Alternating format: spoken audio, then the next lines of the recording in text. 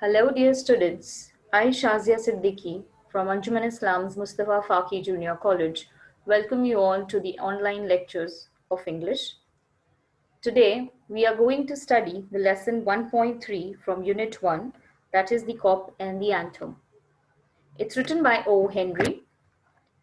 O. Henry William Sidney Potter, an American writer, is better known by his pen name, O. Henry. He was a voracious reader since childhood. He started a humorous weekly, The Rolling Stones, and when the venture failed, he joined the Houston Post as a reporter, columnist, and an occasional cartoonist. The story, The Cop and the Anthem, is one of O. Henry's well-known stories.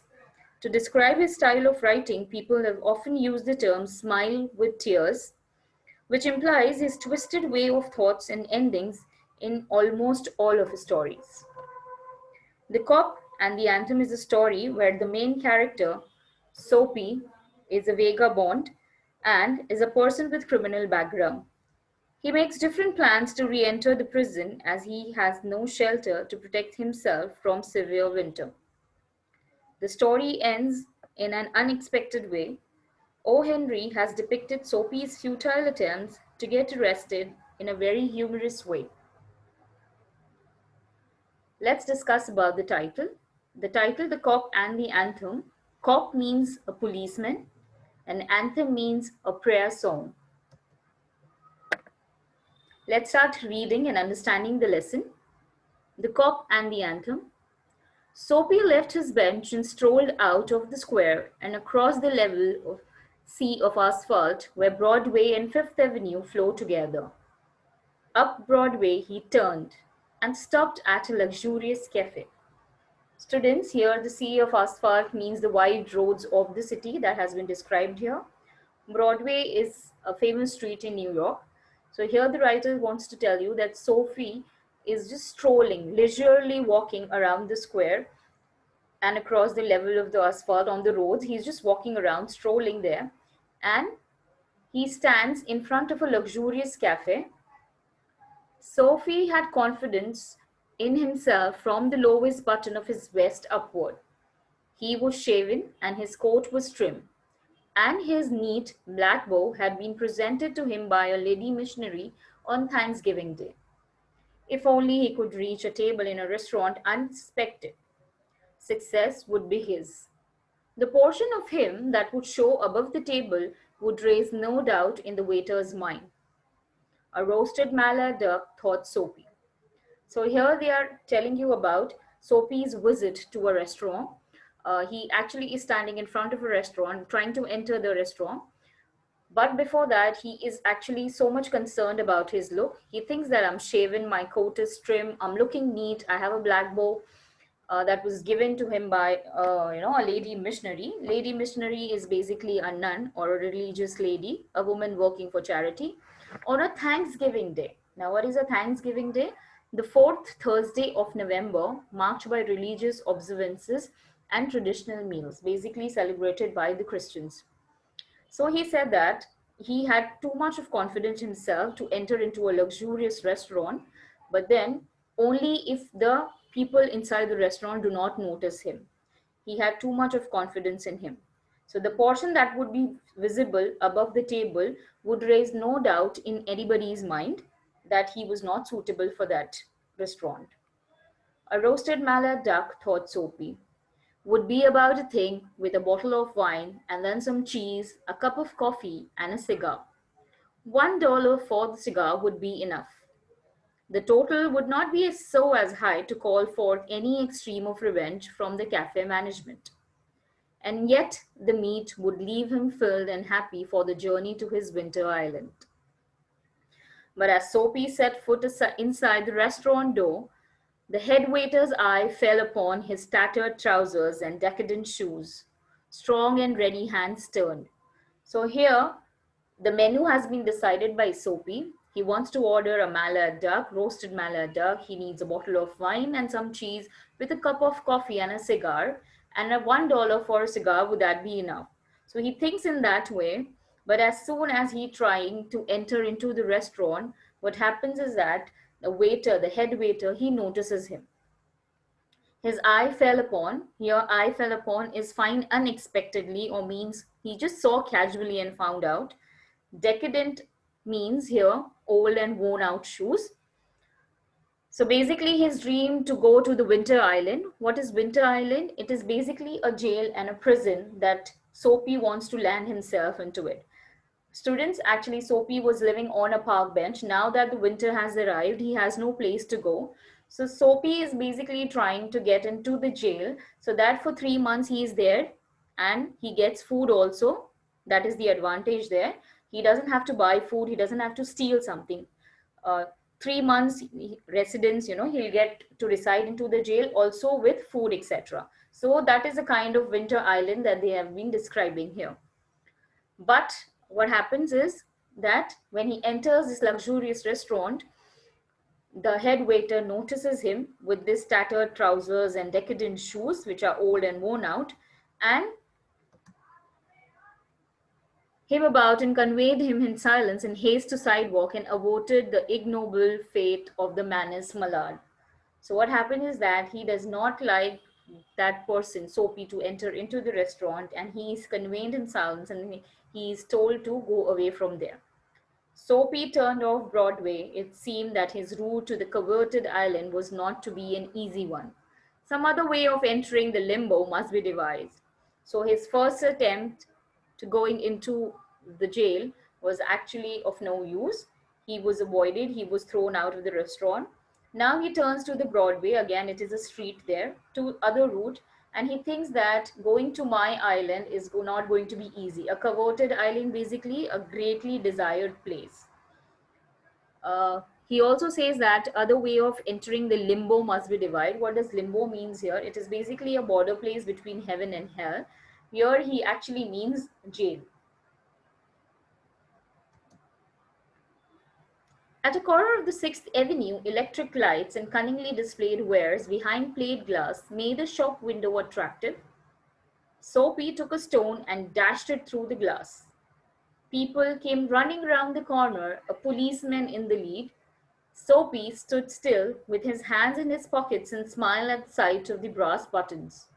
So here they are trying to tell you that Soapy is actually in an attempt to go to the jail again. Now the first attempt fails. This is his second attempt where he picks up a stone and throws it into a shop. Now, what are the glass plate? The plate glass that they're describing is basically when you see these shops in malls, etc. The whole there's no door, there's no window and doors. The whole thing is full of glass. So as to people can see what is inside the shop, and they place it very attractively to attract the customers there. So inside the shop, there are a lot of other things their wares, what they want to display, are kept. Like in the picture here, you can see that. So he throws that stone on a plate glass, and then what he does, he puts his hands in the pocket and is waiting for the cop to come. Here, brass buttons means they are talking about the policeman. You can see in the picture. This brass button basically describes the policeman here. And Soapy stood, because he wants to go. He wants to get red-handed caught by a policeman so that he can put it to his into the jail. So he's waiting there to this thing to happen. "Where's the man that done that?" inquired the officer agitatedly. "Don't you think that I might have had something to do with it?" said Soapy, with a friendly voice as one greets good fortune. So now what happened? The policeman came and he's very agitated in a troubled and a nervous manner. He's asking Soapy that who's done that and where is that man? Soapy coolly and calmly answers him that don't you think I might have had something to do with it? So as to tell him that I was the one who has done this. The policeman refused to accept Soapy even as a clue. Men who smash windows do not remain to chat with the police. They take to their heels. Take to the hills, they run away. The policeman saw a man halfway down the block running to catch a cow with drawn club. He joined the pursuit. Soapy, with disgust in his heart, drifted along, twice unsuccessful. So what happens is that the policeman comes and inquires who has done that, and Soapy is very coolly answering him that I don't you think that I have something to do with it? But the policeman refuses to accept Soapy even as a clue. Why? Because he says that when a man is smashing a window, he will not stand there and to chat with the police. They will take to their heels. This means that they will run away. They are not going to stand there. So the policeman does not acknowledge him also. And he sees there's a man who's just walking halfway down the block. He's running to catch a car, and the police thinks maybe he is that person who's thrown the stone on the wall, on the glass plate. So he draws his club. Here the club means his baton or his stick. He just draws it and then runs to catch that person. Now Soapy is disgusted, okay, and he drifts along. He's walking because he's been twicely unsuccessful in his attempt. On the opposite side of the street was a restaurant of no great pretensions. It catered to large appetites and modern purses. Its crockery and atmosphere were thick, its soup and napery thin. Into this place Soapy betook himself without challenge. At a table he sat and consumed beefsteaks, flapjacks, donuts, and pie. And then he told the waiter the fact that the minutest coin and himself were total strangers. Basically here he again finds a way to a different restaurant. Now this restaurant is not unlike the first one. It is quite, it caters to large appetites and moderate persons, means that it is a medium kind of a restaurant where average people can also come. Its crockery and atmosphere were thick and its soup and napery thin. It means that basically everything was average about this restaurant, nothing luxurious about it. Soapy takes it as a challenge and goes inside the restaurant, sits at the table, orders so many things, eats till his stomach is full of it. And then when the waiter comes with the bill, he tells them that the minutest coin and himself were total strangers. What do you think would have been, the reaction of the waiter? He very quietly he says, "Now get busy and call a cop," said Soapy, "and don't keep a gentleman waiting." "No cop for you," said the waiter with a voice like butter cake and an eye like a cherry in a Manhattan cocktail. "Hey, con." Neatly upon his left ear on the coldest pavement, two waiters pitched Sophie. He arose joint by joint. So what happened is that he's asking the waiter to call a cop because he's not able to pay the money, the bill of the restaurant. But to his dismay, what happens is the waiter says, "No cop for you." And his voice is like butter cake. Here, butter cake and cherry in the Manhattan cocktail means he's very soft and sweetly and with an attractive voice. Now, you don't expect a waiter to talk to you like that when you are saying him that you don't have money to pay. He will rather be harsh with you. But here he's talking very softly, to which amazes actually Soapy, and tells him, "Hey, con." Now, what is con? It is a short form of a con man, meaning a cheater. Usually, a con man is a cheater, and here he just uses con. Neatly upon his left ear on the coldest pavement, two waiter pitched Sophie. He arose joint by joint. What do you think has happened? You can look at the picture and make out. They actually throwed Sophie out. Maybe they have punched him or kicked him, whatever. Soapy arose, joint by joint, as a carpenter's rules open, and dusted his clothes. Arrest seemed now but an elusive dream.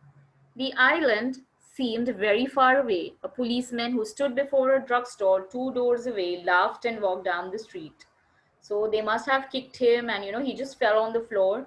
So with a great example, they have actually told you how he just stood up from the pavement like a carpenter's rule open. Okay, there's a pic of the carpenter's rule here. You can make out how it opens. In the same manner, Soapy gets up from the ground and dusted his clothes. Now he tells you that the arrest seemed to me like an elusive dream. What is an elusive dream? Something which is very difficult to find or catch or achieve. So here, achieving his dream. And what is his dream? To go into the winter island, basically jail here. That island seemed very far away to him. He also tells us that there's a policeman who's standing there before a drugstore two doors away, but he laughed at him. Instead of picking up and coming in between and asking what has happened and taking Soapy away to the jail, he is laughing and walking down the street. So again, Unlucky man, that's what we can say. Soapy was seized with a sudden fear that some dreadful enchantment had rendered him immune to arrest. He was in a state of panic, and when he came upon another policeman lounging grandly in front of glittering theatre, he caught at the immediate straw of disorderly conduct. Now here, Soapy was seized with a sudden fear of some dreadful enchantment means that he thought that something magical is happening, that I'm not able to achieve what I want to achieve. Basically, going to the island, going to the jail. So there is some magical spell that is going around me and I'm not able to do that. He was in a state of panic now. Now, when he saw another policeman lounging around there on the road, he actually started, he started his immediate straw of disorderly conduct. What does disorderly conduct means? Unlawful behavior. Now what is this unlawful behavior that he did? On the sidewalk, Soapy began to yell drunken gibberish at the top of his harsh voice. He danced, howled, raved, and otherwise disturbed the skies. The policeman merely twirled his club, turned his back to Soapy, and remarked to a citizen, "'Tis one of them Yale lads celebrating the goose eggs they give to the Hartford College. Noisy, but no harm. We've instructions to let them be." So here, Soapy, as soon as he sees a policeman coming, he starts to behave like, disorderly conduct. What is that conduct? He started saying something, he started yelling something, looking at the policeman, and that is a drunken gibberish. What is a gibberish? Basically, when a small child starts talking, the words are not clear. They are trying to tell you something, but you're not able to understand them. There is something, the words are not proper. That is a gibberish. And even the drunken man, he is trying to convey something, but you cannot understand his language. So that is a gibberish. And here, this is at the top of his harsh voice. He's dancing, he's howling, he's raving, and disturbing the skies. It means that it is disturbing the environment down there. But the policeman, he merely twirls his club and turned his back to Sophie. And he just turned towards, just away from Sophie. And he's looking at another citizen and telling them, "'Tis one of them Yale lads celebrating the goose eggs they give to the Hartford College. Noisy but no harm. We've instructions to let them be." Now, what does this mean? There's basically a little explanation to this so that you understand it really well. Yale is actually a university, and Hartford is a college in the United States of America. The term goose eggs refers to the number 0. So it is used in the context of the sports when a team is unable to score any points in the game. The policeman mistakes Soapy to be a student of Yale who is celebrating the victory of Yale over Hartford in some sports encounter. His further remarks that police have instruction to let them be means that policemen have been instructed to allow the students to celebrate. So this is what this paragraph means. Now here there are two confusing words, you can see that and learn it. Yell is basically to cry out loudly and shout, and Yale is a name of college. So do not confuse yourself with two different meanings. They have different spellings and different pronunciation as well. It's Yell and it's Yale. Disconsolate, Soapy stopped his unavailing racket. Would never a policeman lay hands on him? In his fancy, the island seemed an unattainable Arcadia. He buttoned his thin coat against the chilling wind. Now, disconsolate meaning very unhappy. Soapy is so unhappy, he stopped his unveiling racket. What he was trying to do, he just stopped it. Okay, the noise and the gibberish that he was trying to do, he just stopped it. And now he's thinking that, would ever a policeman lay hands on me? He's thinking like that. And his fancy that the island seemed an unattainable Arcadia. What Arcadia is, a mountainous district in the Peloponnese of the southern Greece. In poetic fantasy, it represents a pastoral paradise. Anything, a beautiful place, that someone longs for. When we are too much into this pollution and, the hustle bustle of the city, you want to go to a place which has mountains, which has, it is a pastoral place, which has rivers, greenery all around. So that is kind of an Arcadia is. Okay, now it was getting really chilly and he buttoned his coat as he was feeling the cold. In a cigar store, he saw a well dressed man lighting a cigar at the swinging light. He had set his silk umbrella by the door on entering. Soapy stepped inside, grabbed the umbrella, and sauntered off with slowly. The man at the cigar light followed hastily. Now, this is another attempt that he's trying to do to get into the jail. There's this person who enters into the store, a cigar store, and he has kept his umbrella near the door side. Soapy sees this and he enters the cigar store himself, picks up that umbrella, a silk umbrella, and steps outside and sauntered off, walked in a relaxed manner as if nothing has happened. Now, here we can make out that he's stealing something, but he is very relaxed and he's just going. The man at the cigar light is followed hastily. The man actually followed him quickly, whose umbrella it was. He followed Soapy. My umbrella, he said sternly. Oh, is it? Sneered Soapy, adding insult to petty larceny. Well, why don't you call a policeman? I took it, your umbrella. Why don't you call a cop? There stands one on the corner. Now, Soapy and the person are having an argument where the person is asking for his umbrella, but Soapy is so cool about it. He's just adding an insult to the petty larceny. He says that larceny is actually a theft of personal property, the one you can see into the pic. And he says, why don't you just call a policeman? There is standing one policeman there. So that is what he's trying to tell so that he can get arrested. The umbrella owner slowed down his steps. Soapy did likewise, with the premonition that luck would again run against him. The policeman eyed at the two curiously. Of course, said the umbrella man. Well, you know how these mistakes occur. If it's your umbrella, I hope you'll excuse me. I picked it up this morning in a restaurant. If you recognize it as yours, why, I hope you'll. So here again, unlucky Soapy. What happens is that the umbrella owners, he is just following Soapy and he's telling Soapy that it is not his umbrella. He had actually picked it from someone else, from a restaurant. So he gives it back to Soapy and tells him that maybe it is yours, so you can take it. Premonition, a strong feeling that something is about to happen, especially something unpleasant. We must have experienced this many a times. It is a feeling that comes sometimes when something wrong is about to happen. Of course it is mine, said Soapy savagely. The ex-umbrella man retreated.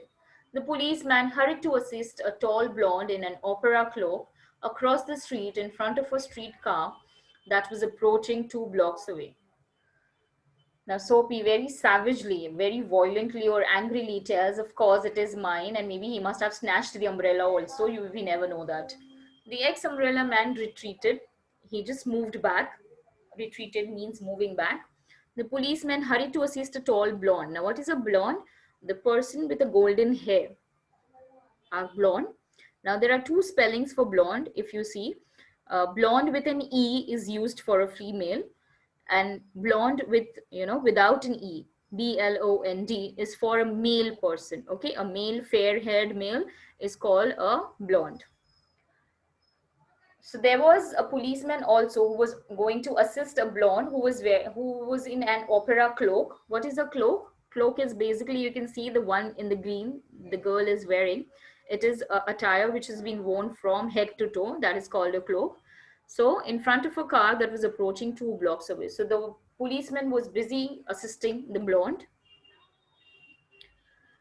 Soapy walked eastward through a street damaged by improvements. He hurled the umbrella angrily into an excavation. He muttered against the men who wear helmets and carry clubs because he wanted to fall into their clutches. They seemed to regard him as a king who could do nothing wrong. So here, Soapy is walking on a damaged streets by improvement, meaning a street which has a lot of pit into it. A street damaged by improvement is an example of oxymoron. It is an association of two words or phrases having opposite meaning. Example, this is an open secret. So open is actually something which is open and secret is a closed thing. So close and open used together. usage to create an impact or attract the attention of thus to create humor. So a street damaged by improvement is basically, as we know, the writer is quite humorous, so he's using these words. He hurled the umbrella. He just threw the umbrella angrily into an excavation. Here, his excavation means the pit that are on the roads. He muttered against the men who wear helmets and carry clubs. So, to the policemen, he's saying that these are the men with helmets and who carry clubs. So, these policemen, they regard him as a king who could do nothing wrong, and they do not catch him. That is what he's trying to say. At length, Soapy reached one of the avenues of the east where the glitter and turmoil was but faint. He dragged himself towards Madison Square, for homing instinct survives even when the home is a park bench. So now he is being very tired, I think, by the time, and he goes to his avenue. And in this turmoil, a state of great disturbance, because a lot of things are going into his mind. He actually wants to go to the jail, but now he has to come back to his place. So he's dragging himself. He's not walking, he's dragging himself towards the Madison Square for homing instinct. What do you mean by homing instinct? It is feeling of returning to home after traveling great distances. So when you travel too much and you're coming back home, the feeling that you get is actually your homing instinct. And what is his home? It is unfortunately, a park bench is his home. But on an unusually quiet corner, Soapy came to a standstill. Here was an old church, quaint and rambling, and gabled through one violent stained window, a soft light glowed, where no doubt the organist loitered over the keys, making sure of his mastery of the coming Sabbath anthem. For there drifted out to Soapy's ear sweet music that caught and held him transfixed against the convulsions of the iron fence. So basically, what has happened here is, so while Soapy is walking, he comes unusually around a quiet corner where he comes to a standstill.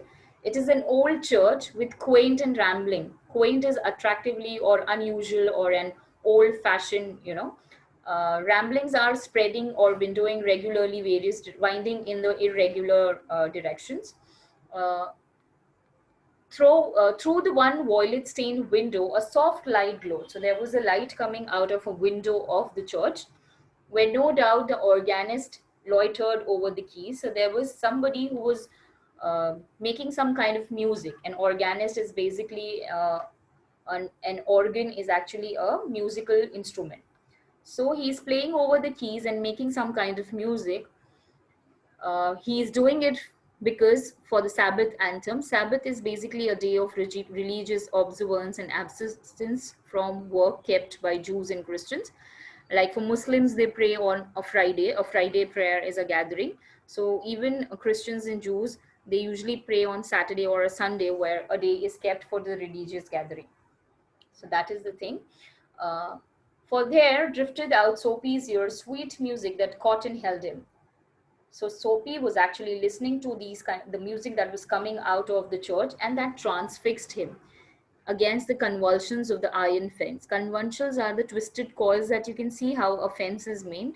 So he was stuck. If there didn't have been any fence, he would have entered into it, the church.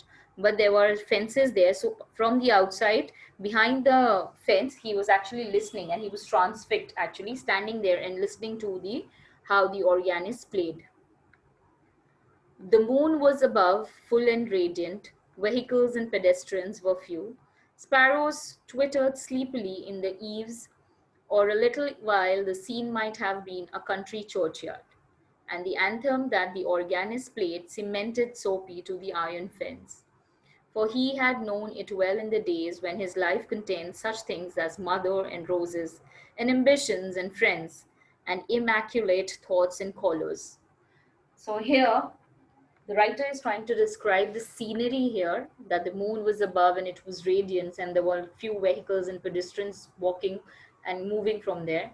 The sparrows twittered sleepily in the eaves. Eaves are actually the place that you can see below the roof on the top of the roof, and below there is this little place which is called eaves, where they make the nest basically. This anthem that the organist was playing cemented Soapy. It fixed Soapy there behind the iron fence. He was listening from there, for he had known it well in days when his life contained such things as mothers and roses, ambitions and friends, and immaculate thoughts and callers. Now, we would just see in detail what these things are, what the writer meant. An anthem that the organist played cemented Soapy to the iron fence, for he had known it well in the days when his life contained such things as mothers and roses and ambitions and friends and immaculate thoughts and callers. This sentence tells us that Soapy is familiar with the anthem. He used to be a church-going man. It also tells us that he had family and friends. So maybe Soapy must have heard this song some earlier in his life. So he's cemented because he really likes it and he's listening to it again, maybe after a long time. The roses might hint that Soapy had a romantic interest, or he simply liked flowers and he used to have ambitions. The sentence ends with two more references to church. Immaculate, that is pure and clean thoughts, which the church is supposed to help us, and callers, which priests and ministers were, indicate Soapy himself might have been studying to be a minister or a priest. It's possible. The text give us clues about his prior life